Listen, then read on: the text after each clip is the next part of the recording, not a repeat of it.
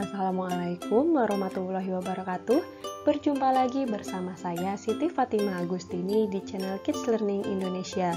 Di video kali ini kita akan membahas materi IPA, yaitu mengenai proses pencernaan makanan pada hewan ruminansia.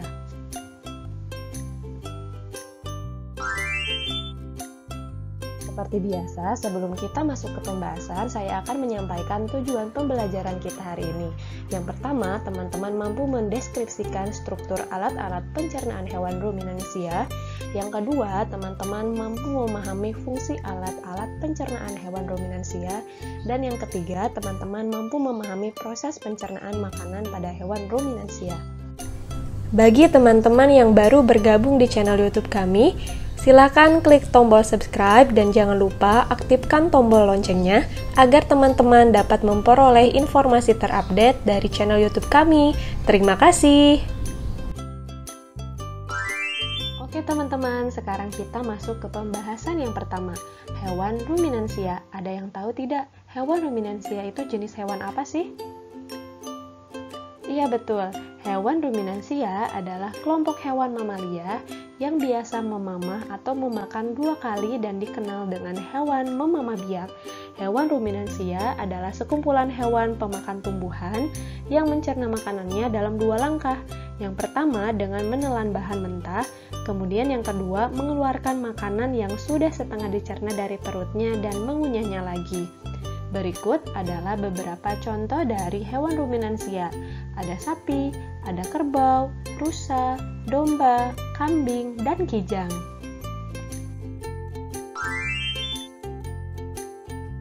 Nah, teman-teman, sekarang kita akan mengetahui organ atau alat pencernaan pada hewan ruminansia. Ada berapa sih organ pencernaan pada hewan ruminansia?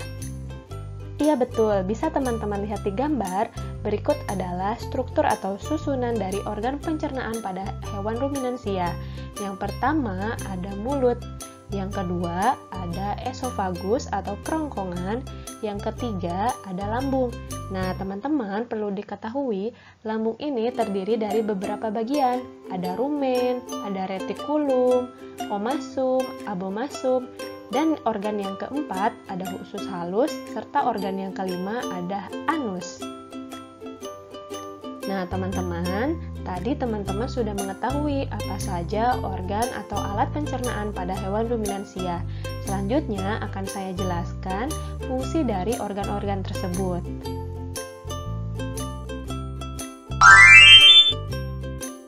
Teman-teman, seperti yang telah dijelaskan sebelumnya, salah satu contoh hewan ruminansia ialah sapi. Maka dari itu, saya akan mengambil contoh mengenai organ pencernaan pada sapi. Yang pertama ada rongga mulut atau mulut. Teman-teman, rongga mulut ini berfungsi sebagai tempat masuknya makanan dan dimulainya proses pencernaan. Rahang hewan ruminansia dapat bergerak menyamping untuk menggiling makanan.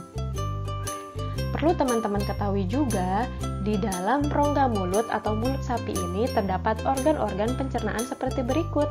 Ada gigi, ada lidah, dan ada saliva.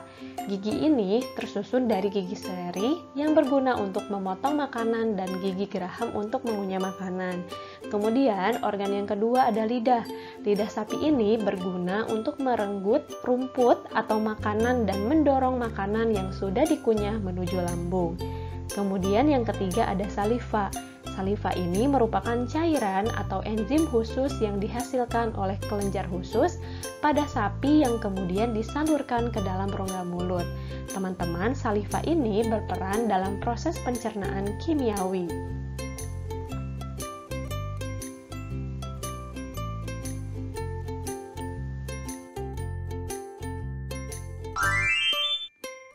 Selanjutnya, organ pencernaan yang kedua ada esofagus atau kerongkongan. Esofagus berfungsi sebagai jalur penghubung antara rongga mulut dengan lambung. Nah, teman-teman, makanan hanya melewati esofagus tanpa melalui proses apapun. Hal ini terjadi karena kerongkongan ruminansia umumnya sangat pendek, sekitar 5 cm, tetapi mampu melebar untuk menyesuaikan ukuran dan tekstur makanan. Selanjutnya, organ pencernaan yang ketiga adalah lambung. teman-teman, makanan yang telah melewati esofagus tadi kemudian akan menuju lambung. Nah, proses pencernaan pada lambung ini yang pertama untuk menampung makanan sementara sebelum dikeluarkan kembali. Selain itu, lambung juga berfungsi dalam proses pembusukan makanan dan menghasilkan enzim selulase yang dapat mengurai selulosa. Nah, tadi juga sudah dijelaskan bahwa lambung ini terdiri dari beberapa bagian. Bagian lambung yang pertama ada rumen atau perut besar. Teman-teman, rumen ini adalah tempat terjadinya pencernaan dengan bantuan mikroba atau bakteri. Di sini juga makanan dicerna hingga menjadi bubur dengan gerakan mengaduk yang dilakukan oleh dinding rumen. Nah, pada saat sapi beristirahat, makanan kembali ke mulut dan dikunyah kembali. Setelah dikunyah untuk yang kedua kalinya, makanan masuk ke retikulum atau perut jala.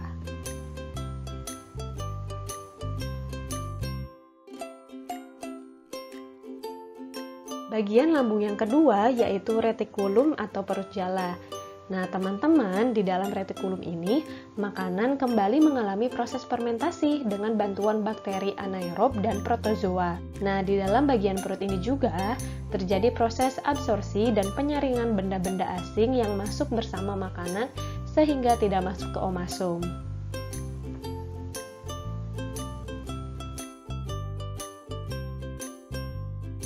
Bagian lambung yang ketiga yaitu omasum atau perut kitab.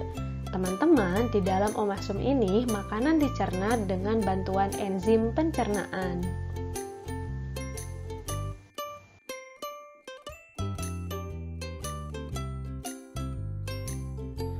Nah, teman-teman, selanjutnya bagian lambung yang keempat yaitu abomasum atau perut masam. Nah, di dalam perut bagian inilah yang sebenarnya disebut dengan lambung. Di sini makanan dicerna dengan bantuan enzim pencernaan pepsin yang dihasilkan oleh abomasum. Nah, teman-teman, setelah melewati seluruh proses pencernaan makanan di dalam abomasum, makanan bergerak menuju usus halus. Organ yang keempat yaitu usus halus. Teman-teman, usus halus ini berfungsi menyerap sari-sari makanan yang telah diproses di dalam lambung. Nah, sari-sari makanan yang diserap ini kemudian diedarkan ke seluruh tubuh dan diubah menjadi energi.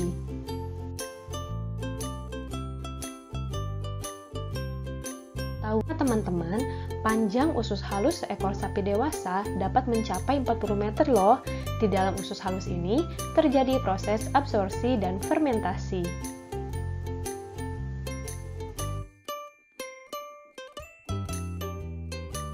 Selanjutnya, organ pencernaan yang kelima yaitu anus.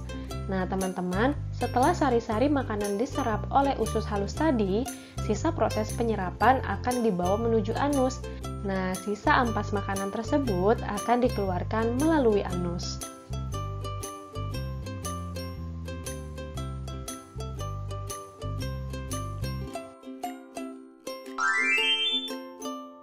Teman-teman, selanjutnya kita akan mengetahui proses pencernaan makanan pada hewan ruminansia. Yang pertama, rumput dikunyah di mulut, kemudian masuk ke kerongkongan atau esofagus, selanjutnya masuk ke rumen atau perut besar. Nah, di dalam rumen ini terjadi proses pencernaan dengan bantuan mikroba atau bakteri. Selanjutnya, masuk lagi ke mulut. Nah, di dalam proses ini juga terjadi makanan dikunyah lagi untuk kedua kalinya dengan lebih sempurna. Selanjutnya diteruskan ke retikulum. Nah, di dalam retikulum ini terjadi proses makanan difermentasi oleh bakteri anaerob dan protozoa.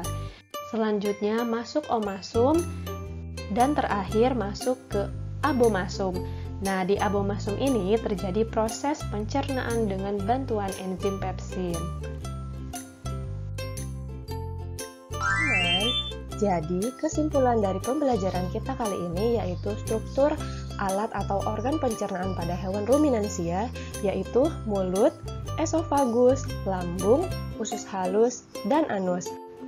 Selanjutnya, proses pencernaan makanan pada hewan ruminansia diawali dengan rumput dikunyah di mulut, kemudian masuk ke kerongkongan atau esofagus, selanjutnya diteruskan ke rumen atau perut besar.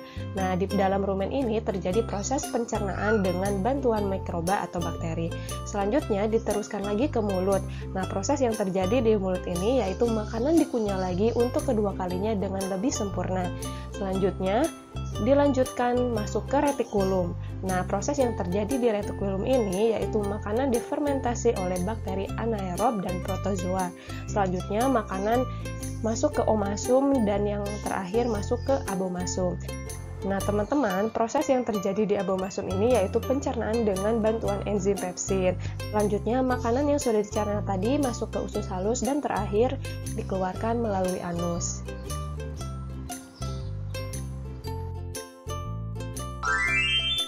Oke teman-teman, cukup sekian pembahasan materi dari saya. Mudah-mudahan bisa bermanfaat bagi semua. Yuk berbagi ilmu baru dengan cara kalian share video ini ke media sosial yang kalian inginkan ya. Dan support channel kami dengan cara like, komen, share, dan subscribe channel kami. Jangan lupa juga aktifkan tombol loncengnya agar teman-teman dapat memperoleh informasi terupdate dari channel YouTube kami. Akhir kata, saya ucapkan terima kasih. Wassalamualaikum warahmatullahi wabarakatuh.